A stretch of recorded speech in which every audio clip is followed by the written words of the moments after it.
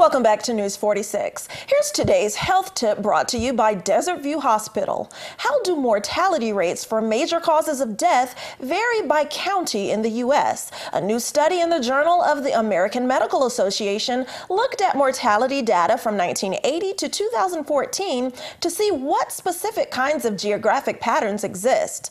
Authors of the study hope that the results can help provide insight into disease-specific trends and life expectancy. Research shows that inequalities in life expectancy across different counties in the United States are increasing, but less is known about specific geographic patterns and the underlying causes of death. Well, there's probably two key drivers of death rates changing. Changes in risks that people have, like tobacco or obesity, getting better or worse, and then access to treatment, whether prevention or cure. Dr. Chris Murray and co-authors reviewed death certificates from more than 3,000 U.S. counties from 1980 to 2014. They wanted to know what the leading causes of death were in each area and to determine trends over time by region. The study appears in JAMA, Journal of the American Medical Association. We found that differences or disparities across counties are actually getting larger over time. So we're not narrowing the gap, the gap is widening. And we found that different causes matter more in different parts of the country. So out west, for example, in the U.S., violent death is more common, whereas heart disease is more common in the southeast. And deaths from drugs are much more common in West Virginia or Kentucky. Dr. Murray says in the future, he wants to look at more detailed causes of death in each area in order to help improve the health of each community. The biggest takeaway is that one size doesn't fit all in the U.S. We really need to understand why there's such variation in how long people live and what causes children, adults, and older people to die at such different levels in different communities. Laura Berger, The JAMA Report. In a small number of cases, county boundaries shifted between 1980 and the present. Several counties were merged due to the change. A new vehicle with towing capabilities to expedite the clearing of crash sites will hit the road today, according to the Nevada Department of Transportation.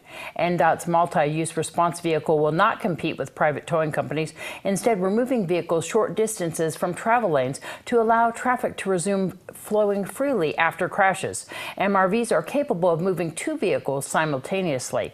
The main purpose of this is to remove vehicles from the crash incident and put them in a safe location so they can be towed. A new MRV will be unveiled in Reno early next year. The Nevada Department of Transportation closed the Southern Nevada Visitor Center rest stop along northbound U.S. Highway 95 effective immediately due to water quality issues. The well water feed facility located roughly 17 miles south of Searchlight will remain closed until further notice. Maintenance crews are working to safely resolve the issue as quickly as possible. The real voting for the White House is now underway. Today, members of the Electoral College began casting their ballots in state capitals across the nation to make Donald Trump's victory official. The 538 men and women will be voting primarily in accordance with the results from November in their state. The electors chosen by state parties of the candidate who carried each state will convene in all 50 state capitals and the District of Columbia.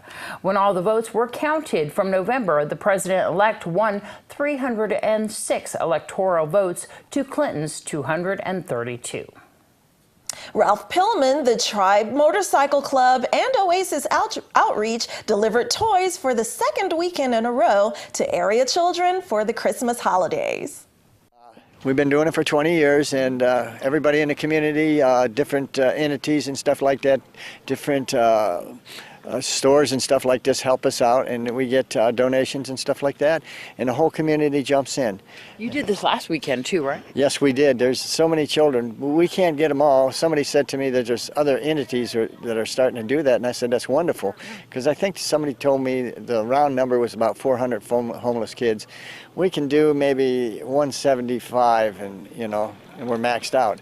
You get a lot of help from, like you said, a lot of people. I even saw your bin down there at the VFW post. Absolutely, and I had the ladies from the bank volunteer their time to do the presents and stuff. Just people come from everywhere. The dollar store, Glen Learners, Trudeau, I mean, I can go on, and I should go on, but we don't have enough time.